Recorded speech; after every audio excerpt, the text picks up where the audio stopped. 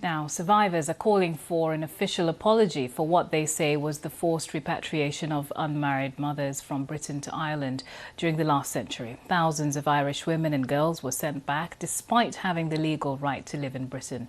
Our Ireland correspondent Chris Page has the details. She came on that ship or boat as it was, and there were other mothers on there. I was wrapped in a blue blanket. She must have loved me so much.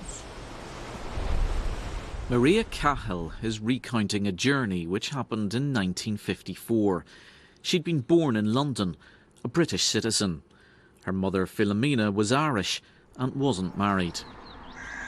This was their destination, an institution for unmarried women and girls in Castle Pollard in County Westmeath. I should never have been in Ireland. That's my take on that, because I was born in London. The mother and baby homes, as they were known, were seen as places of punishment. Maria was eventually adopted. Later, mother and daughter looked for each other. After Philomena died, Maria discovered they'd both lived in Edinburgh at the same time. Repatriations were organised by British and Irish state agencies and religious charities until the 1970s.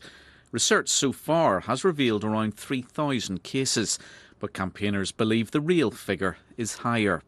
Archives indicate welfare officials in Britain regarded unmarried Irish mothers as a burden on resources. The cost was something that they just kept coming back to, and this was part of the reason for the repatriation scheme. It was supposed to be an optional scheme for the woman.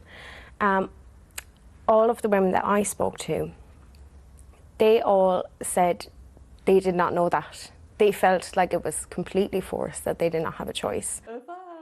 Maria's daughter says the state authorities, such as councils and church organisations, should apologise. An acknowledgement that that happened and an apology for it would be enormously welcome. But as long as it stays silenced and under the carpet, you know, it's as if all of that happened and she's gone through all of this, and we've struggled with all of this for no acknowledgement and no reason. The Irish government said it recognised the deep hurt of many survivors who were repatriated and that comprehensive birth information services were now in place.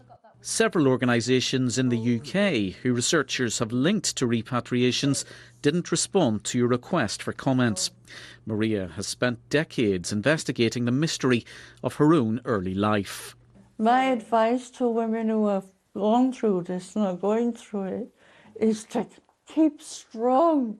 There's always a paper trail. It might have took me 40 years, but eventually the bits and pieces were coming together. She hopes a bigger picture will become clear, the full truth about the lonely westward journeys across the Irish Sea. Chris Page, BBC News. Well, I'm joined now by Maria's daughter, Fiona Cahill, who we heard from briefly in that piece. Fiona, thanks so much for talking to us. You said in that piece we just watched that you don't want this to be swept under the carpet. You think that your mother's experience, what she went through, should be heard. Just tell us, if you can, reflect on your mother's experience. What did she go through? I mean, she suffered a deep trauma, really, through a whole life. She's felt this yearning for a mum. So her adoption wasn't a happy one. Her adopted mum was abusive. So I think this has added very much to it. And the poem that she read there kind of expresses, you know, her feelings. And we've dealt with the upset and, you know, just this deep sort of heartfelt trauma. I think the only way, or the best way to describe it probably, is sort of PTSD-like symptoms that she's had that have been very difficult to deal with and to process, really, and have the full context for. And that's only really happened recently, since we've been able to put together, you know, the whole sort of file of information that she's gathered and that we've both gathered, really, over the years. And it's an extraordinary amount of information that you gathered. Your mum has been working on this for decades, as we heard there, 40 years. What were the barriers to finding the truth? Well, initially, you're just told that there's nothing. So I remember my mum saying, well, the nuns were sworn to secrecy and this kind of thing. They were actually paid as social workers by the Irish state. So they were supposed to be providing reunions, but they didn't. They kept people apart as a matter of course.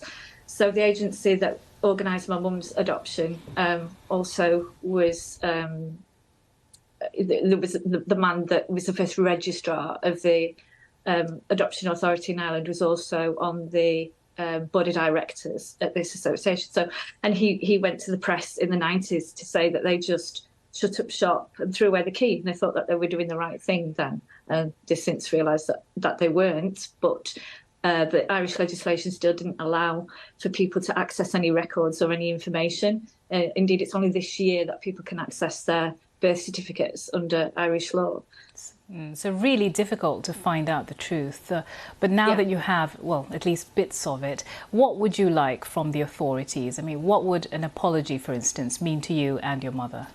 It would mean so much. I mean, we just learnt some sad news last week that my mum has a very aggressive brain cancer that can't be treated. So she's not got very long. And she's found some comfort through, this kind of platform and being able to listen to, be listened to like this and have her voice heard. But the apology is something that she specifically asked for. So that's really so incredibly important to us, especially right now. Fiona, I'm really sorry to hear about your mum's diagnosis. It really does also bring an urgency to this situation, doesn't it? Thank you very much for speaking to us, Fiona Cahill. Thank you. Around the world and across the UK, this is BBC News. BBC News, bringing you